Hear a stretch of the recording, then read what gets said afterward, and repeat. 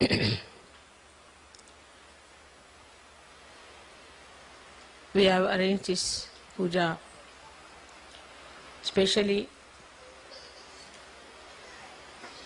in England so that many more can come and work out the awakening of Sri Krishna.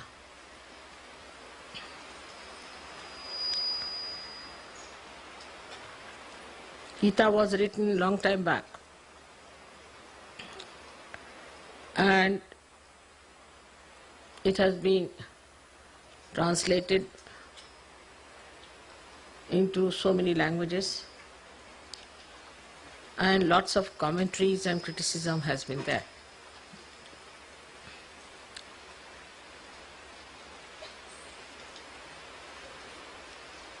So this bookish knowledge of Gita has ruined many people.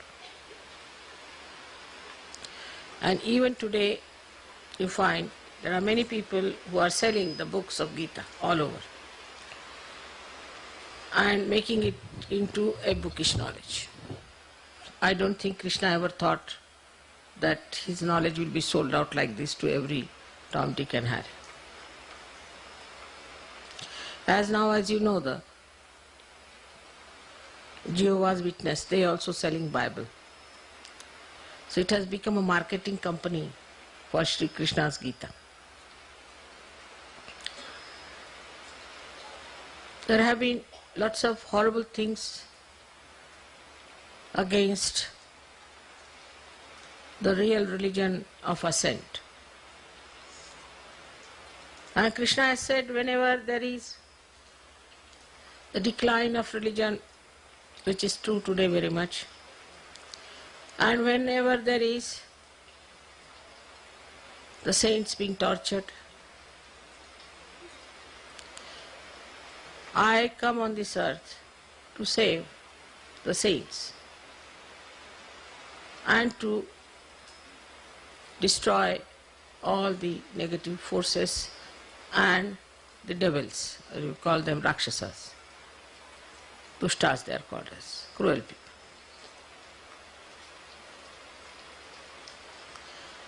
So awakening of Krishna is very important,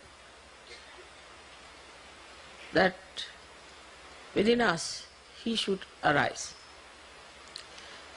and he should manifest his qualities within us. Then only the forces will work. Krishna as a child killed so many Rakshasas. Then he played with gopis just to open their kundalini. He had the ras by which to make the energy of Sri Radha to pass through them. After killing Kamsa, the main Rakshasa who was ruling, who was actually his uncle, he killed him. That means your relations, if they are devils and they are Rakshasas, they have to be killed. Because he is your relation, you should not try to save him and try to bestow his evil on Sajogis or on Sajoga. So Sahaja is the only organization in the whole world, whether you call it spiritual or whatever you may call it, is the only organization that it is also anxious to throw away many people from Sahaja. There is no organization, I mean we are not organization also, but there is no spiritual movement, there is no movement in the whole world that not only allows people to go out of Sahaja but throws them out. Because it is bound by the divine laws and it has to abide by the divine laws. Sri Krishna's style was that what is the need to throw them away? Just kill them, finish. So he killed his own uncle, making his own aunt a widow. His own uncle he threw away, out of the world. Sent him to hell directly. Finished it off. But in Sahaja Yoga we give a chance for such people also who are very devilish type, who are very detrimental to our growth, who are against spirituality, who are against God. We give them a long rope to hang themselves. That's the mother side of this incarnation. But the Krishna side is a very fast moving one. Krishna did not live for very long. In that short time, how many Rakshasas he killed? He fought on the side of Pandavas and he killed all the Kauravas. He didn't kill, he said, but he did. So the style of Krishna on one side also is extremely sweet, extremely nice. He is like honey, that's why it's called as Madhava, Madhu. He is like honey on one side. Only to the bees, only to the people who want to be blessed by him. But to the evil people, I think he is one of the most dangerous personality. Of course, Shiva also does that. He's killed so many Rakshasas, and also Devi has killed many Rakshasas. But she went into wars, actual wars. And she went into discussions and arguments and things like that. But Shri Krishna, he never argued.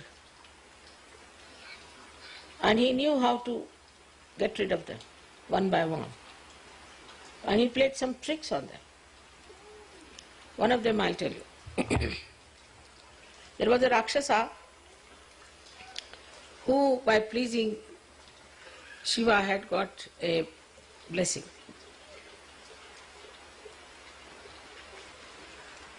That he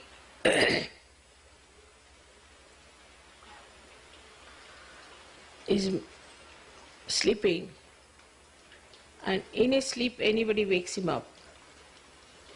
Such a person should be made into ashes, bhasmasat. Must be a good sleeper. I tell you, our neighbor, the camper, gets some sleep like that.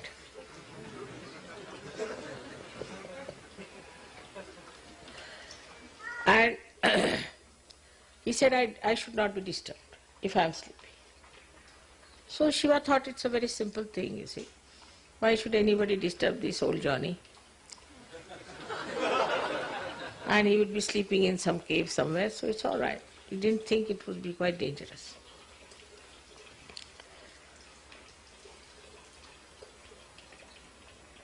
And he had also blessings that nobody can conquer him. And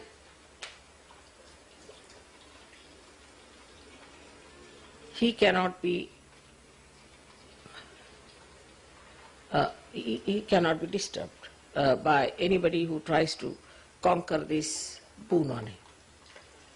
So actually he was a saint in a way, because he was meditating and all that. But some saints become ascetic and become really, like we should say, very right-sided. So I would call him a Rakshasa only, because this kind of people are of no use. They just go on cursing people, saying things to them and just finishing them up. So then you, of course, in Sahaja Yoga language there are only two things. There are the Sahaja Yogis or Rakshasa. There's nothing in between. So we could call him that. He was a very right-sided, horrible, ascetic fellow who got this boon from Shiva. There was one Rakshasa, actual Rakshasa. I mean, that was no saintliness in him at all. This is a mixture, half-baked sort of thing. This is the one. See, if you see the canvas of Mahabharata, you will be amazed that all kinds of peoples are described in that. So now this second one was a real Rakshasa, born out of Rakshasas and was of a Rakshas qualities. He too had another boon from Shiva, that nobody can kill him unless and until somebody who has got your boon, that he can kill somebody. Nobody else should kill. Imagine. Poor Shiva, you see, he thought it's a very sensible thing after all, so that he won't cross me. He said, all right. He's very easily pleased, Shiva is, the problem is that. So this second one, the real Rakshasa, was torturing people, and he started a big war. And Shri Krishna also went in for that war. He was the one, that's the only war he fought himself. And they were all fighting there. So Shri Krishna knew that this Shiva is not going to let this person down at any cost, because he knows I am all right. So he would not allow him to be lost. So what should we do? So he played a trick. He started running out of the battlefield. Now it's regarded as something very cowardly to run out of a battlefield, you see. I mean, a person, if like that goes to his house, his wife will refuse to have him. So it's a very cowardly thing and it's very disgraceful. But what is for God? They have no sense of grace or disgrace, you see. So he ran out of the battlefield, which we call, that's why he is called as Ranchod Das, means the one who runs away from the battlefield. Ranchod Das is his name, one of the names of Sri Krishna is Ranchod Das. So he ran out. He ran out, and when this Rakshasa discovered that Krishna has run away, he ran after him. But Krishna was running very fast, you see. Rakshasa being so bulky could not run that fast. But still he was running, you see. And Krishna was seeing that, he sees him running up to that, was keeping it. So he went there and he entered into the cave where this another half-baked Rakshasa and half-baked yogi was sleeping. He took out his shawl, Shri Krishna, and put it on that yogi. And he hid himself. He covered his face. He was fast asleep, so very gently he did it. He covered his face. He was fast asleep, so very gently he did it. Now came the number one Rakshasa. He entered into the cage. Couldn't see Krishna anywhere. But he saw this man sleeping. He saw this is Shri Krishna. Oh, so now you are tired and now you are sleeping. Now I'll see how you can survive. I'll see to it. And he just went on to his throat. So this half-baked fellow who was granted this boon got up. And he looked at him, and with his third eye he burnt him, and he became. This is the trick. So that is how he killed so many Rakshasas. And also he told tricks to others in arguments. Also, he killed half-baked people, quite a lot of them.